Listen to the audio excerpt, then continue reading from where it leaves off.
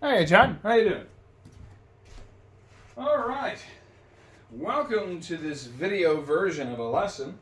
I have up here, hopefully you can hear me okay, I am running Cloud9 golf course up here. And I'm going to go through some basics. First of all, let's go over how to tee up a golf ball because I don't remember or flat out know everything that you do or don't know. So I'm just going to go over everything. Teeing up a golf ball. Normally, this is like a whatever kind of you'll figure it out type of lesson, but since I know where you're going to Nevada, and the soil will be quite dry and dense probably. As soon as you get through the layer of grass, you're going to find, wow, it's tough to tee this up. It is. So, unless they've heavily watered. It's possible. I don't know. So, this is a hold, the tee up. We don't even call this anything. It's just the hold for teeing up a golf ball. Golf ball is in your hand. It's in the palm. Okay? And you usually are already holding a tee. Most people hold it between two fingers like that. Some people put it between these two fingers. I always put it between these two fingers. Just because that's what I found to be easiest. It's really whatever you find to be easiest. All right. So, you got your tee here, and you got the ball in your hand. When you collapse them together, the rounded part of the tee is actually meeting up with the golf ball flush perfectly. Okay? And you want that to be the case because you're going to use the weight of your arm and the ball as leverage to put this sucker in the ground. If you try to tee it up with just the tee first, you're probably going to hurt your thumb because it's not pretty when people try to tee it up with their fingers first. Use the weight of the ball in your arm and just, and you can get in there. Now, these do break, so go slow, go gentle. Now, go slow, go gentle. That'll about do it. Now, when you're teeing it up for a driver or a 3-wood or even a hybrid, you want to tee the ball up so that the hemisphere of the golf ball, if you can, that middle line being the hemisphere, you want it to line up with the top edge of the face of the club. So from the back, you'll see almost half the golf ball above the crown of the golf club. Any higher, and you run the risk of hitting the very bottommost part of the golf ball and skying it. But that rule does not apply to irons. And this is very important because I think I know what you're getting into with this golf course. By the way, up here, I don't know if I mentioned this already or not, but this is actually Cloud9 on the simulator. How cool. When it comes to irons, you don't want to see the golf ball exposed over the back of the club like you would with woods or drivers. Instead, you want it to be teed up very low so that it's lined up with the center of the face. Okay? And here I have the driver height with the yellow golf ball and the the iron height with the white golf ball. Now, even in the video, that's a pretty big difference. It's a pretty crass difference. You want the ball to be this low. You want it to be that low. It's only going to be about a knuckle off the ground, at most. Some of the guys you play with may tee it up even lower to the point where when they hit, you're like, where is the tee? I didn't see it come out. Where's the tee? And others don't use a tee at all. They place the golf ball down. So now let's talk about teeing it up on the tee box. I don't know if this is accurate because this is what the simulator gave me for options. It said that there were 2 tee systems, silver and bronze or something. I don't know. It does look like it on the simulator, but this simulator can be outdated by about at least 10 years in some cases. Well, 20, actually. That's right. Anyways, There's only 2 tee boxes here, so that might be the case. Anyways, I don't know if you can tell on the screen that there are these, here's the ball, but then there are these 2 white circles here on the sides. What gives? What are these pairs of white circles? Well, usually there's only 1 pair of circles, of spheres next to each other. Sometimes they're not spheres, sometimes they're blocks, sometimes they're slats of wood. They're the tee markers. They tell you where to tee up. Okay, so you take your your golf ball and your tee.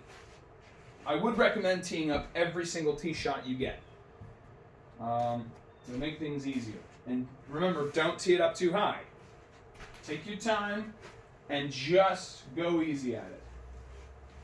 You're just trying to have fun. Now, you would want to, let's use these yellow golf balls as an example. Let's say that these yellow golf balls are the tee markers. Now, usually tee markers are a lot farther apart than this. Yeah, but for sake of example, let's say that these 2 yellow balls are the tee markers.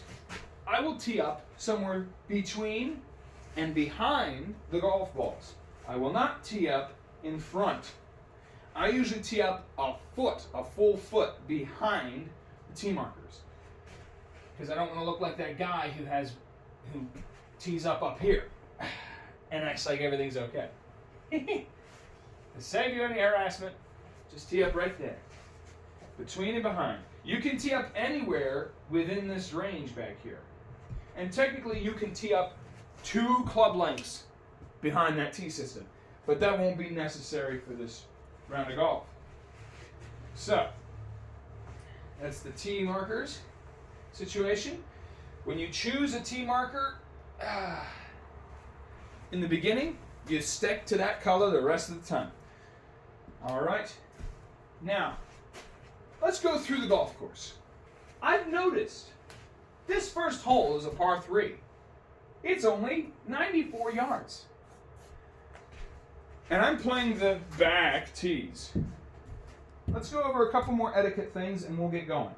First of all, when someone is swinging, you want to be away from them. I don't think I've ever shown you, but I do actually have a scar under my left eye that's from a golf club. Because I, as a kid, did not listen to the rules of standing back and away from people who even might be swinging a golf club. If you have 2 golf clubs, 1 in each hand, you do this. This is about how far away you want to be from everybody else. So once everybody else is in the clear and you're not going to clock anybody on all sides, then you may go. As far as where you're standing when somebody else is hitting, pretty much back here where the camera is. This is about the distance. Note, it's further away than I stand from you. That's because I'm either stupid or highly confident. So, the decision of who goes first, most people use the ready golf system. Whoever's ready gets to go. But nobody can go first until everybody is off the green. You wait until everybody's off the green. No exceptions. And they put the pin back in the hole. You'll probably notice that hardly anybody ever takes the flag out these days because of a rule change that we made a handful of years back. And anyways, just go with the flow with whenever you go. You might go first every time. They might have like an established order. You might play a scramble, you might play your own ball. And it's okay if you pick up your ball and go along with them just to keep things moving. Because you should not take more than 12 to 15 minutes per hole. Technically 15 minutes is really slow, especially for par 3s. You want to finish a par 3 in about 10 minutes, right? Everybody hits their first ball, everybody hits their second ball. 4 guys hitting 4 shots, anywhere between 3 and 6 times. Sounds like a lot, but it's actually not. The person who's farthest away should go first after everybody tees off. And that's mostly for safety reasons, honestly. Generally, whoever's farthest away goes first from the green. And then when everybody's on the green, farthest away from the hole, putts first. You will probably want, if you don't already have one, to get a ball marker. This is a ball marker. You know what you can use? A quarter. You can use a quarter or a dime. I wouldn't recommend a dime. I lose that like crazy. But a quarter. But they might even have these in the pro shop. Little doubloons or poker chips. Oh, it's Nevada. They'll definitely have poker chips. Are you kidding? And you can get these. Poker chips are a really common ball marking tool. When you're on the green and you have your ball on the green, you actually mark behind the ball. You don't push the ball and put the marker down. You put the marker down behind the ball. Let's say the pin's over there in front of me, right? Pin is this green thing. Pick up the marker, everything's good. Put down the marker behind the ball, pick up the ball, now it's marked. You can walk away and let everybody else do their business. Okay? I believe that looks good. And then when you come back, put your ball down again in front of the marker. Take the marker away. Good to go. Put this thing back in your pocket and you're good. Now, that's covered. Let's go ahead and play through some holes. 94 yards. Now, given how far you were hitting your driver when you texted me last week or so, I would recommend please don't pull driver. Do not pull driver. It's only 94 yards. If you had to take a choice between clubs, I don't know which one to take. This one might go too far. This one might go too short. Pick the short club. Because at the back of these greens, over them, it's very common that the tee box for the next hole is at the back of this green. And if you do think you're going to hit somebody, you hit those, or you scream that famous word that we use in golf, and you yell it. You do not do it shy-like. But you don't want to fly a green over because, one, there might be a tee box back there and therefore people. And two, even if that's not the case, over the backs of greens is usually a huge drop-off, a slope, because most greens are tiered from back to front, right? So the elevation drop at the back is a lot bigger, and the ball will travel a lot farther, and you'll lose balls much more often in the back. In the front, it's always been within vision, within your field of vision. So always plan to hit short if you think you're going to go long, especially now since we don't know your club distances. I'm going to recommend that you pull a pitching wedge for this first hole. Now, here's something to consider. You might not hit these balls as far, or no, you probably will hit these balls a little bit farther than what you're used to in the simulator, either here at your own place, because, one, it's going to be a lot warmer. When it's a lot warmer, the ball compresses a lot better and releases a lot better, right? Kind of like in slow motion, it looks like a bouncy ball, how much it looks like like it's a rubber thing compressing into the golf club and then swing, bounces off. So the heat will help the ball travel, but also the elevation. According to the simulator, the elevation of this golf course is over 1,000 feet higher up than where we are at home. So the ball will travel a touch farther. So definitely pull nothing longer than a pitching wedge for this first hole. Now, it is 94 yards down 5 feet. Before we start, let's go ahead and talk about wind and elevation and how that changes our club selection.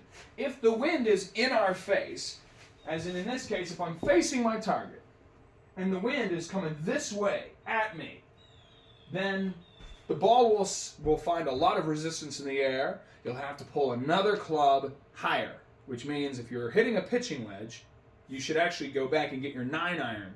The stronger the wind, the more you have to club up.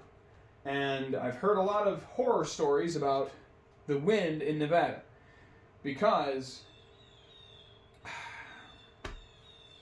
the wind's apparently a lot stronger out there, and anytime that you're not, around super tall, dense trees like here in Ohio, those trees make a huge difference in the amount of wind there is. I mean, the fact that there are trees a mile away changes the wind. It's amazing. I didn't know this meteorology of it, but When there's nothing to stop the wind, there's nothing to stop the wind. But it might not be windy for all I know. It might be dead air. So if the wind is in your face, at least get one more club up. If it's just a tiny, tiny, tiny bit, you can barely feel it on your face, don't worry about it. But if it's like it whistles on your ears because of how, because of how strong it is, yeah, you should pull another club. Now, if you're standing and facing your target and you feel it at your back and your clothes are moving from it, then you should club down, right? You should pull a sand wedge if you're planning on hitting a pitching wedge, okay? Because the ball will travel farther because the air is pushing it. The ball does get bullied by the wind quite a lot, okay? Enough that you would have to go a whole club different. Now, elevation. This is 5 feet down. 5 feet downhill. In real life, 5 feet downhill looks pretty noticeable. And it's going to add yardage to your shot. Oh, excuse me. Let me rephrase that. The ball will travel farther. It'll be in the air longer. So similar to the wind being to your back, you will have to club down. If you're going to hit a pitching wedge, hit a sand. And if the ball, let's say the green, is 5 feet above us, then it's the reverse. You have to club up like you're going into the wind. So if you're into the wind and severely uphill, you know what to do. Club up maybe twice, depending on how bad the wind is. But when in doubt, pull the shorter club. So I think I've covered everything. Let's go ahead and try this out. 94 yards from here to there. We're going to go for it. Let me just make sure this camera's still rolling. Yo! All right. Remember, go when it's your turn. Make sure no one's around you. When you go to align your shot, stand behind your ball. And I always like to pick spots in the ground in front of the golf ball between 6 and 12 inches. Most people pick one. I actually pick 2 spots that are in perfect line in front of the golf ball. And they are 2 spots that are, if I were to draw a perfect line between my ball and the flag, those 2 spots would be on that line. It's just a little cool tip, a little expert tip for alignment. Because a lot of tee boxes are not pointed where they should be. Take notice of this when you're at the golf course, because you will see it at least once, probably.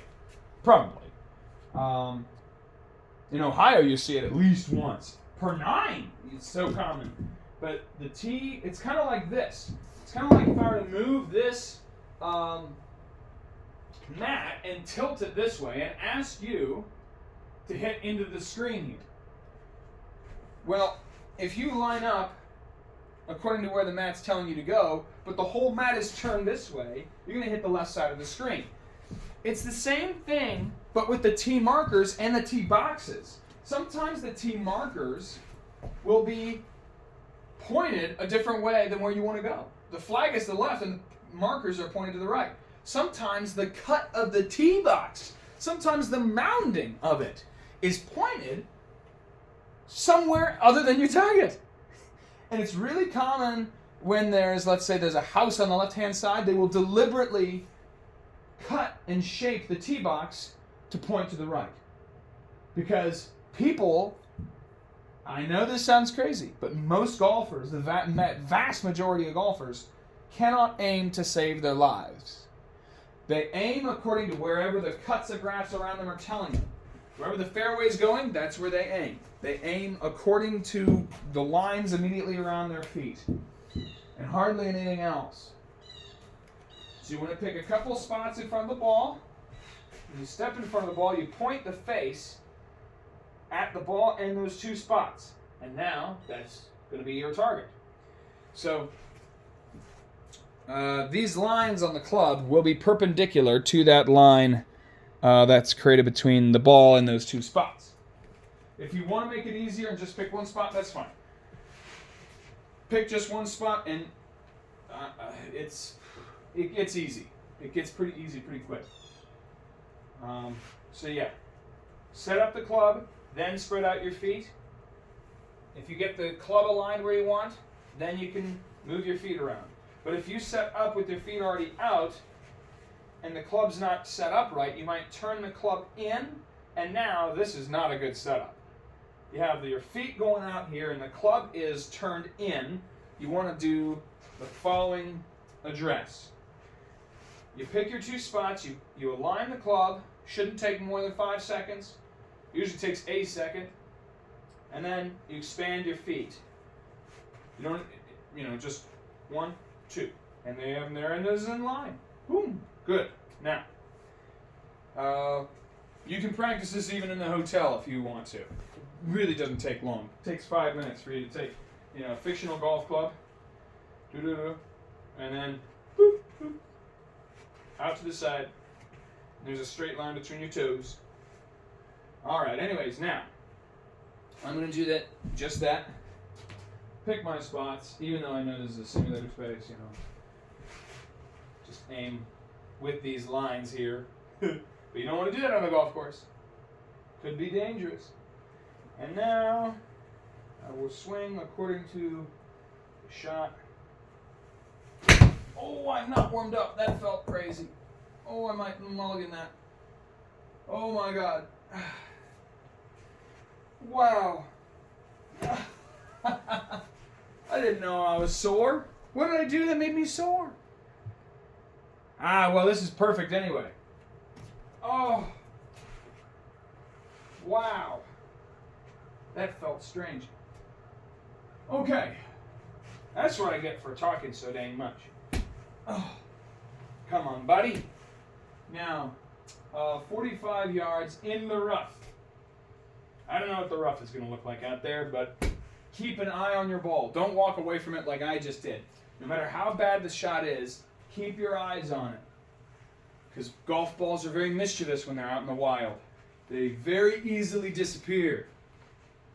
Very easily disappear. I have so many ghost stories of golf balls that just disappeared. We hit it in the fairway, where could it have gone? So anyways, 45 yards, you're probably going to pull your sand wedge. And you have to hit. I know that you have been prone to hitting behind the ball before. All right? If you want, this could help you to put a little bit of extra weight into your front foot. Okay? And that helps you to hit down into the golf ball. You don't have to do it super aggressively because you're only 45 yards out. You're not trying to take out a divot. You just want to make sure that this club interacts with the turf. Okay. So now, 45-yard shot. It's going to be a partial shot. You're not going to swing all the way back here. You're not going to be back here. You are going to be taking just a little. Well, your swing might be a little longer in the back than that. But that's for me right there. Look at that. A little 1-footer if you don't mind. Or 2-footer. Looks like Coach Corey's getting par after all. Yeah, I would make that. 3.3 feet. That's still pretty short, but dang. I thought I was close enough. That's just what it looked like on the picture. All right, hole 2. Another par 3. No fairway in front this time unless they have cut that in since this simulation was created. 115 yards. So remember, your first shot may not have gone all that great. Okay? If it didn't, then go ahead and pull a 9-iron here. Oh, no. Pull a pitching wedge. You know why? It's 115 yards, but we're down 15 feet. It's a long way down. This is noticeable. This is really noticeable. Pull that pitching wedge again. Now, if you did hit the pitching wedge kind of well, and you were short, then, based on how short you were, pull a 9-iron. Now, if you were short and way off left or right, keep in mind, when you miss far left and far right, you usually... My hat's been the wrong way around this whole time. You usually feel like you are shorter than if you had hit it straight. It's just a geometry problem, right? If you hit it the same distance straight, you might only be, let's say you hit 10 yards short of the green and you hit it straight. If you miss 15 yards right, it's going to feel like you're 15 to 20 yards further from the green, or short of the green. So just keep that in mind, right? If you hit it straight and you were only 10 yards off, like just on the front edge of the green, then 9-iron here is fine. Okay? The farther off center you miss, the more deceiving that distance miss can be. So, 115, basically going to pull the same thing here. Except I'm going to hit it more like me. That feels more like me. There he goes. Yeah, that was right. Sit down, baby. That's a birdie. Because this thing doesn't know putting. It can't handle putting. Can't wait until the technology is so good that you can chip and putt on all home simulators. We need that. We need it badly. When you get really good at golf, you putt. Speaking of putting, there's probably a practice putting green there. It's usually right outside of the clubhouse on the side of the golf course, right? There's the side for the parking lot, and then the other side is where the rest of the golf course is. Ooh, this is pretty. Ooh. And I do have a feeling you might never be pulling your driver today. Yet another par 3. Most golf courses, there's a mix of par 3s, par 4s, and par 5s. Most of the holes being par 4s, right? You might only get 2 or 3 par 3s in 9 holes, 1, 2, and rarely ever 3 par 5s in that same stretch of 9 holes, right? It's usually 1 or 2 par 5s, 1, 2, or 3 par 3s, and the remaining holes are all par 4s. The common par 36 layout is 2 par 3s, 2 par 5s, and the remaining 5 holes are all par 4s. But here, this is a par 3 course, which is common for, you said this is going to be lit up at night, right? Yeah. It's common that it would be a par 3 course that's lit up at night because to light up an entire 9-hole stretch of a championship golf course length, the amount of light pollution, I tell you. The energy bill, could you imagine? It would be, it would probably be 3 times the plot that you're looking at here when you're actually playing Cloud 9. So, anyway, this is 170 yards out. Gonna need to club up a considerable amount. Now, I don't know what, they'll probably have at least up to a 5-iron in that bag that you're renting out. So you can pull the 5-iron. I'm not going to because that would not be a good choice for me. But you can kind of think of it like this. It doesn't technically work this way, but let's just, for easy math, assume that if your pitching wedge did in fact go roughly 100 yards, meaning, on the second hole you pretty much were there, pin high-ish, or you hit the green, distance of the green roughly, then you can count back with 10-yard gaps. Now, technically, your gaps are probably more like 7 or 8 yards and not 10. It's a common misconception people have about their gap distances. A 10-yard gap is huge, actually, because I hit the ball quite a ways and I have an 11-yard gap. It might be 11 and a half. It's silly. So let's see here.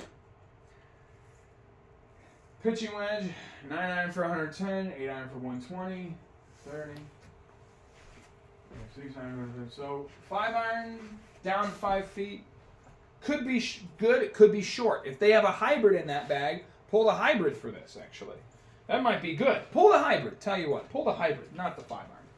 Unless you absolutely bombed the first 2 shots. Now, there's first 2 tee shots, that is. There's one thing to watch out for.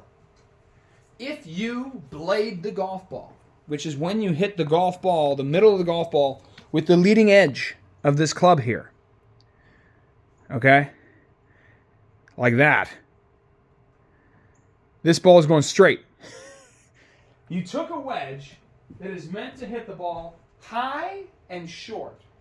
And when you hit it with the leading edge of the golf club, you have turned it into a very tiny driver. It will shoot off low, very low, sometimes barely off the ground. But if you do get it off the ground even a little bit, it'll have the trajectory of a driver, and it will go way farther than you wanted it to. So if you blade a pitching wedge, for example, you will probably hit that the distance of your 7-iron. That's what I've found, is that generally if you blade any iron, it's going to go the distance of your 7-iron roughly. So definitely get under the ball. You always want to get under the ball. Easier said than done. But anyways, 170 yards. 170 yards. Okay, let's see here. Tee this bad boy up. Notice white tees are easier to find now. Bunkers off to the right-hand side, and I imagine it slopes severely on that side. That's usually where they put bunkers. We haven't gone over bunker shots. Okay, so you can do one of two things when you're with the crew. You can say, hey, I don't know how to hit bunkers yet. I'm just going to move this out. And you can actually do that. That is an actual rule in golf. You can take the ball out of the bunker. But there's a catch. It's a one-stroke penalty. But every single sand trap, which we also call bunkers, all the sand traps are the same things as water hazards. They're hazards. It's a cool little caveat there, that all bunkers are hazards. So you can treat it as one by taking the ball out of the hazard and dropping it no closer to the hole outside of the bunker. Usually to the nearest point of relief, right? To the closest point to where grass is. That's where your relief is, so to speak. But these guys, depending on how casual they are, you might just take the ball and go and just toss it out there somewhere. Unless you're playing a scramble, then you're probably not going to be in a bunker. So, anyway, if you do want to hit out of a bunker, you have to, it's going to be a crazy experience. Just tell your mates, hey, I'm going to take a practice swing. I've never done this. So what you would do is you would, with a high lofted wedge, with your sand wedge, this is why we call it a sand wedge, for this. You actually are going to open, you're going to turn your stance, open your stance is what we call it, out this way, open the club face. This is going to get complicated, yeah. Because when people do this, they often set up kind of funky and wrong, and the ball's on the back foot. All right? You want to set up to the ball so that it's a little ahead of you. Club face is actually open, like this. And what you've done is you've created a vector. Your feet are pointed this way. Your club face is pointed that way. And the ball is going to go in the very middle of those two lines. It's actually going to bisect the vector.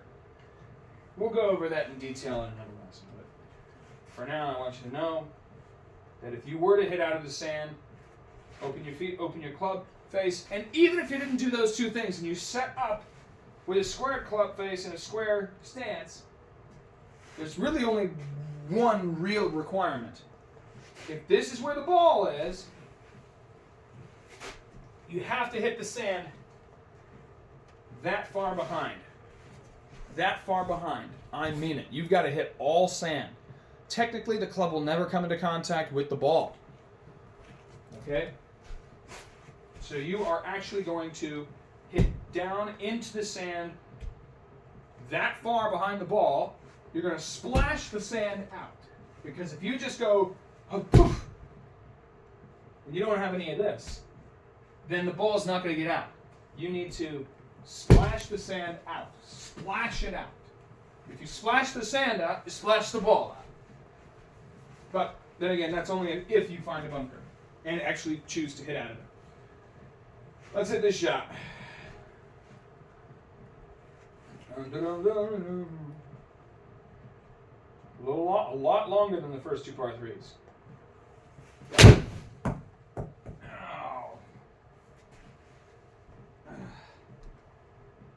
That hurt a bit. Oh my God. I know what I'm sore from. Oh, it just hit me. In fact, it did hit me. Oh, don't tee that up here. Chip it. Oh. All right. Now, if you're in this exact scenario tomorrow where you're just on the front edge of the green and it's pretty flat, right, or even downhill, and you don't have any humps to get over or anything, it's just fairway and green and runs right to the hole. Okay, well, here's what you can do. You can take a pitching wedge or a 9-iron even. Most people use an 8 or 7-iron, but I'd recommend you use a pitching wedge or 9-iron at first, because you might have too big of a swing. Take a tiny swing, like a putter swing. Oh yeah, I forgot to finish that point earlier. If they probably will have a putting green somewhere. Get out the putter of your rental set and warm up on the greens. It's going to be so important because the speed of the green on the practice green is going to be comparable to the speed of the greens out there. Okay? Get used to it. Spend some time with it. If you have 10, 20 minutes to putt around, take that time to putt around.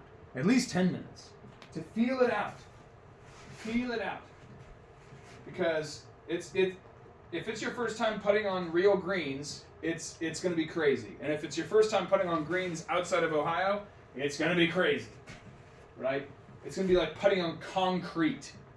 So be very gentle. A little putting stroke goes a long way. Right? Then you can start to gauge it. Okay, I need a little bit more, a little bit more, a little bit more. Okay, a little bit less power, this kind of that.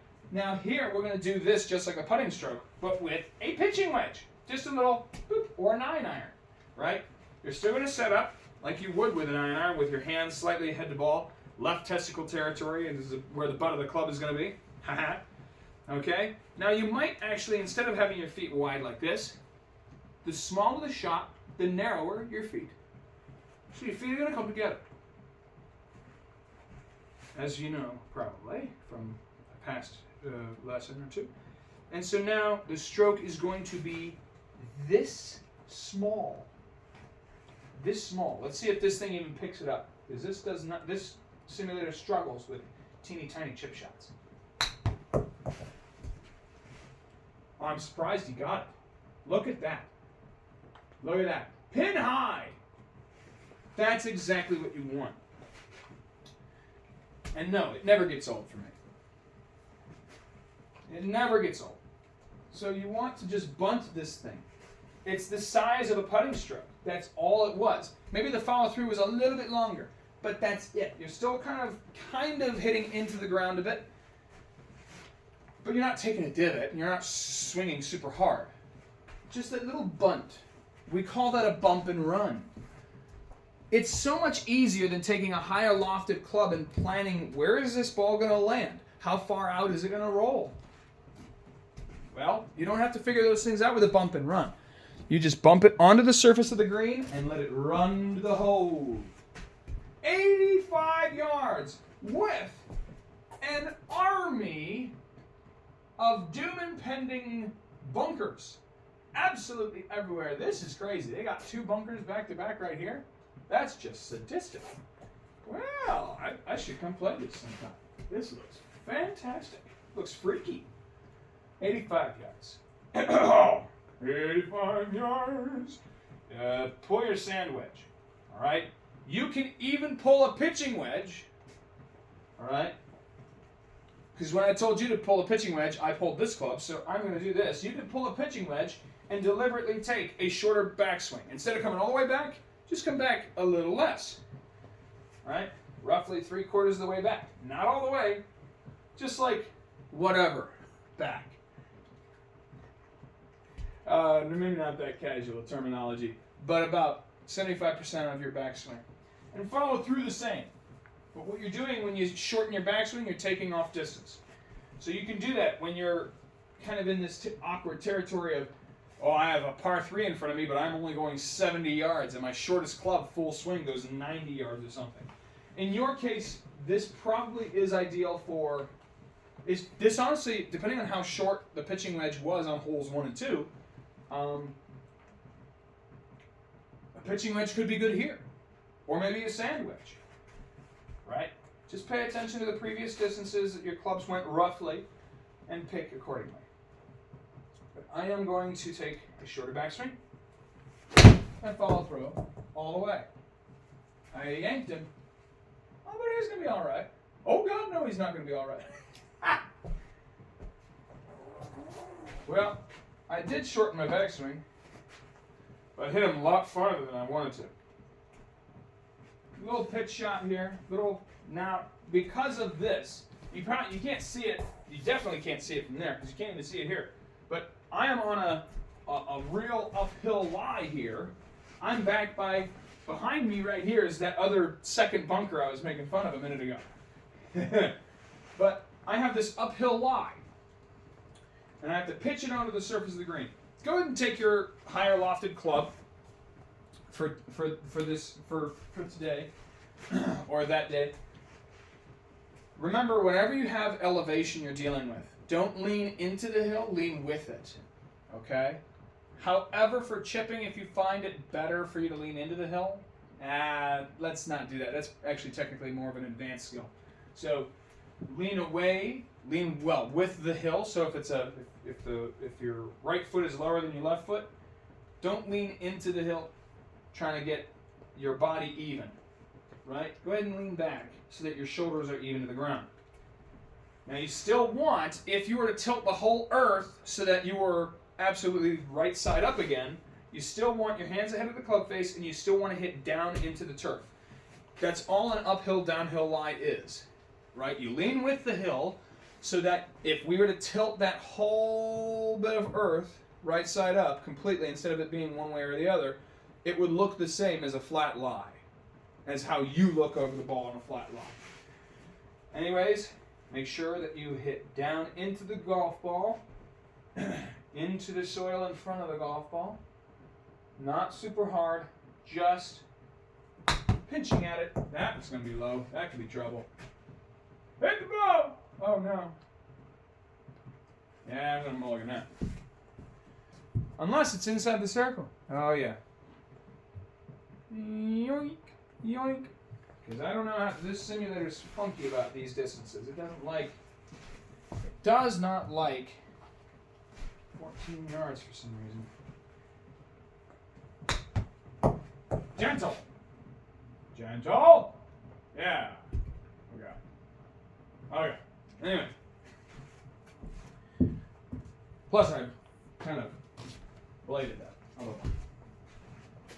So I'm not even paying attention to what I'm doing. Like a buffoon.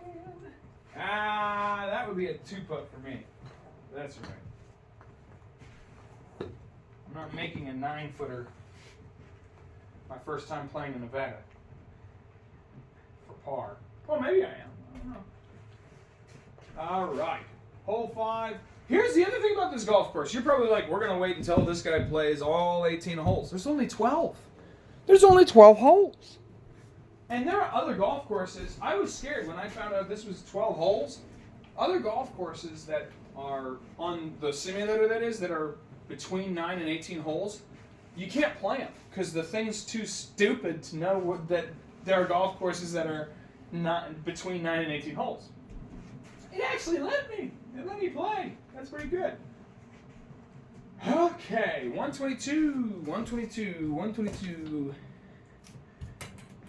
Not as much downhill, pretty flat actually, even though it looks pretty downhill here. Treat it as flat. Treat this hole as flat. This is hole what? 4? 5. This is the 5th hole already. Okay. All right, treat it as flat. 122. Oh, that's not good. Oh, I bladed that. Get away with it! I did. All right, simple as that.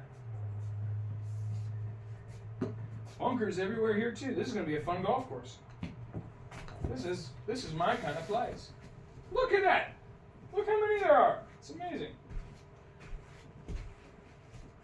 All right. All par threes. This is a par 3 course. You're never going to use driver. I wouldn't be surprised if they didn't put a driver in your bag. They probably won't put a driver. Maybe they will. Just ignore it. Don't pull the driver all day. Not even on the 170-yard par 3. Just don't pull the driver. Given how far you were hitting the driver last week, don't pull more than a hybrid for that 170-yard par 3, the third hole. But 118 now on hole 6. 118. Bunkers galore again. Beautiful thing. Looks like a very pretty golf course. I like this. This is good. I wonder if there are actually that many trees there. That would be surprising. Okay, 118. Well, I gotta try this again. Up 2 feet. Ooh, up 2 feet. That's different.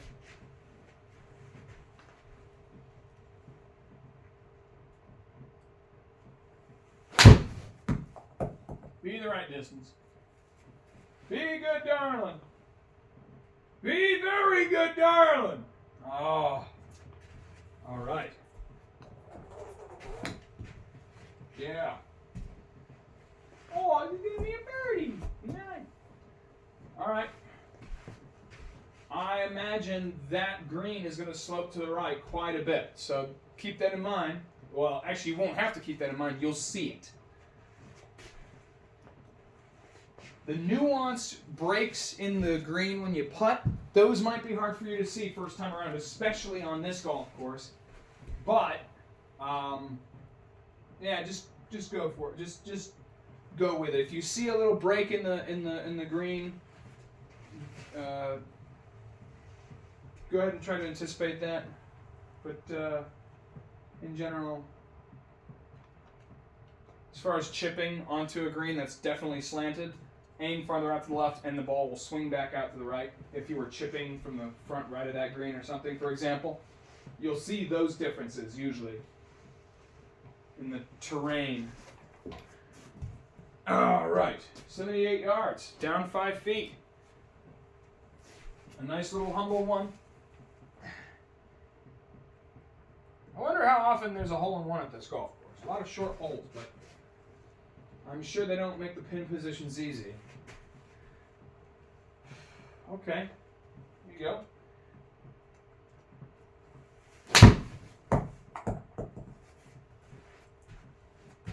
Oh no, sit down. Oh no! That was a mistake. That's twice I've done that. That's in the rough. Now, I normally would switch out the rough thing, but let's just get going. Again, tilt back a little bit. Hit down on the ball as if it was a flat lie still. Oh, don't do that with the wrists. It's just a pendulum motion with your arms, really. Just doing a pendulum motion with your arms. Not hitting the ball hard. For chipping, you are going through the ball at a medium speed. Not slow and not fast. Medium. As boring medium as you can find. That's the pace that you should go through the ball for all these chip shots. Always interacting with the soil in front of the ball, not just underneath it, because you're not trying to scoop this thing. Hole 8, 121. Well, this is birdie territory for me right now, because that's how this has been going for me. At 120.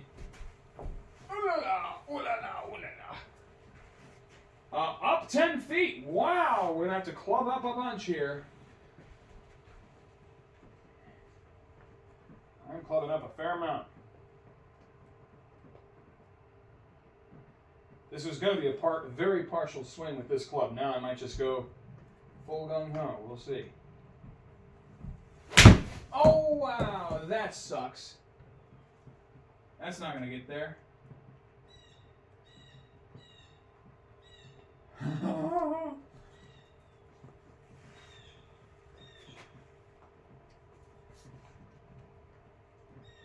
I'm going to reshaft that club later. Okay. Can't use that one again. The epoxy just wore off. That's all. That's been happening for a while. It's been needing it. I felt it when I hit it. I felt the club head go. Argh! So that was a little bit less than fun. Wow, a lot of fairway here. Now, if you are 36 yards away from the green and you have this much fairway, right? If you have like 15, 20 yards of fairway between you and the green, you don't have to bump and run. Go ahead and take your sand wedge or pitching wedge. Pitching wedge will be a lot more aggressive though. It'll be a lot lower and it will run, okay? Sand wedge, it will still run, just not nearly as much. It'll go a lot higher if you hit it correctly. 36 yards, eh? Your swing might look a lot longer than that for 36 yards. Oh, but I did need to hit it farther, didn't I? I did need a little bigger swing on that. That's fine, I'll take it. Makes up for the unrealistic birdie I made earlier.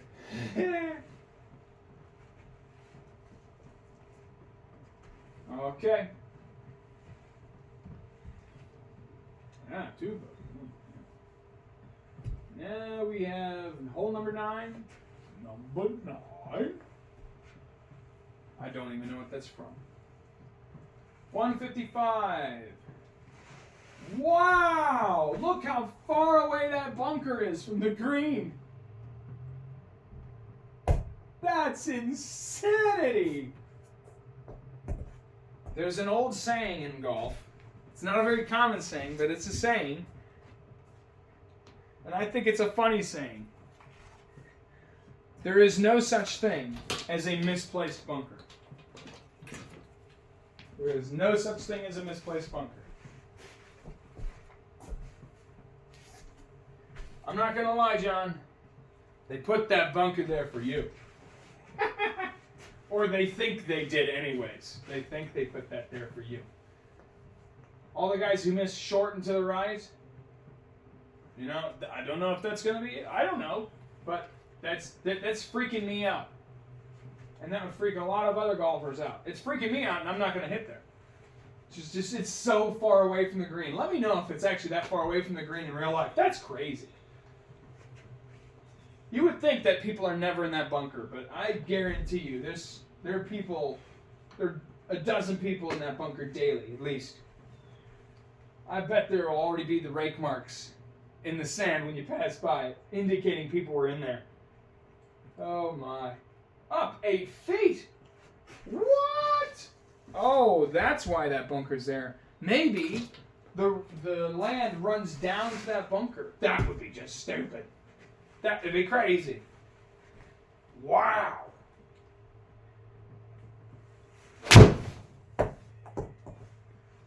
I'd like that to be dead on target. Please sit down! Oh boy, I overclubbed it. That's going to be another bogey, but at least I'm on. How this system works is if I'm within the inner ring, it's a 1-putt. If I'm within the outer ring, in this bit here, it's a 2-putt. Anywhere on the green but outside of the big circle is a 3-putt. And because I'm a PGA golf professional that literally never practices his putting, that is an accurate expectation of what I would have done there. Yeah. Corey Brayman, PGA professional, 3 putts from 33 feet.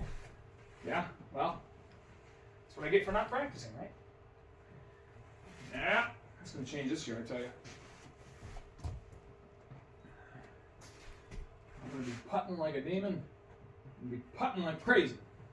99 yards, down 17 feet. I made the rule earlier that it's better to miss short than long. This hole, what is this, 10? Hole 10, yeah. Disregard that rule here because obviously you have all this water. You have this water in front of the green everywhere. I mean, it's even got a little mouth, a little bay here, and then it extends way up here. So many opportunities for this to suck up so many golf balls. I bet they have to hire a diver every other week for this little pond. Crazy. Depends on how much play they get. It looks like a magnificent little par 3. It looks so fun. So, yeah. Pick a longer club. Now, this is tricky because you are down 17 feet. Not you're down hitting up, as in you are on the top of a mountain here, hitting down 17 feet. Serious drop. That means you're going to club down. Now, it's only 99 yards. So, based on how things have gone so far, use your judgment.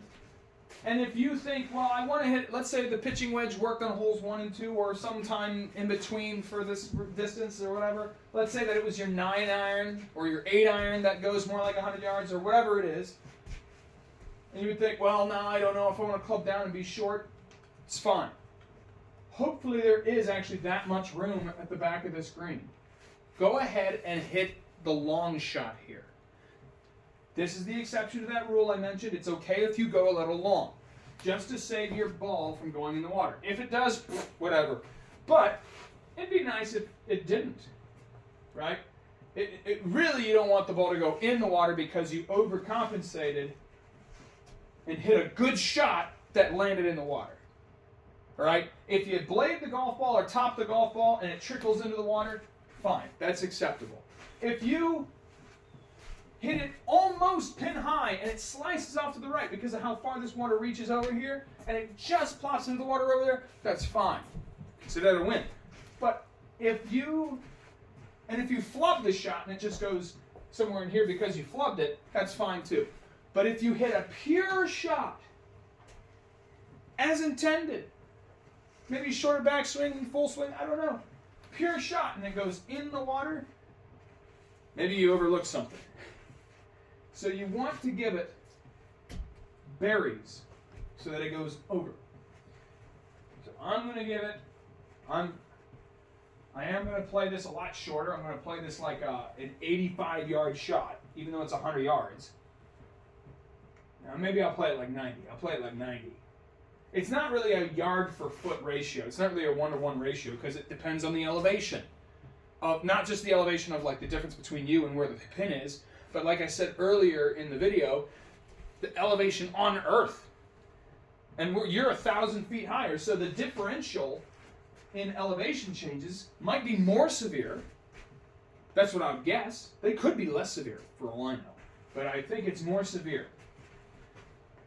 I never did get to go to that Colorado trip, which I know that would have been the case. So I'm going to play this 10 yards shorter.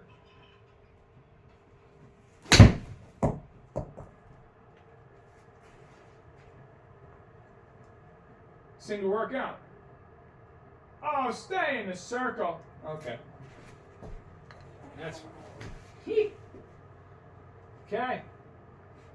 Nothing like a little 10-footer for birdie. Of course, it defaulted to a 2-putt, but I'll take it. And now, there's only 2 holes left. We're on 10. We just finished 10. 11 and 12 are coming. Is this running? Thank God. And we're at an hour. So hopefully this was the most entertaining hour you've ever seen on video in relation to golf, with the exception of something that actually came out of Hollywood, like Caddyshack, or, you know, Tin Cup. Tin Cup! Oh, yeah. Caddyshack, Tin Cup. Oh, the greatest game ever played? Oh, but that's not really a funny one, is it? That's a great movie, though. The greatest game ever played with Shia LaBeouf. Ha ha. Great movie. Anyway, there we go. 88 yards. Looks like, you know, the bunker is placed right in front. I wouldn't be surprised if it looked like a wall to you, although technically it is only up 1 foot, so I don't know how that would look, but definitely you might, if in real life you see a lot of room behind this green, then you have 2 holes in a row that you can break that rule, right, with, because we haven't had very many holes with a bunker, a big bunker especially, directly in the front of a green. And this is a very sideways green, right? This is we're hitting into this lateral thing. Just go ahead and pick the bigger club, especially if you're between clubs. You don't know whether it's a 9 or an 8 or a pitching wedge or a sand. Whatever the difference is, pick the bigger club, okay? Pick the longer club. And here you go, 88 yards. I'm going to treat it as 90. And I'm not going to hold back. I don't want to be short. I don't want to be that long either. Oh boy, am I long. Oh! Oh no! I got in my own head. That's right. Easy chip shot from here. Easy chip shot. Well, if it weren't a Rapsodo. In real life, no, I'd be no sense in bragging about what I do in real life.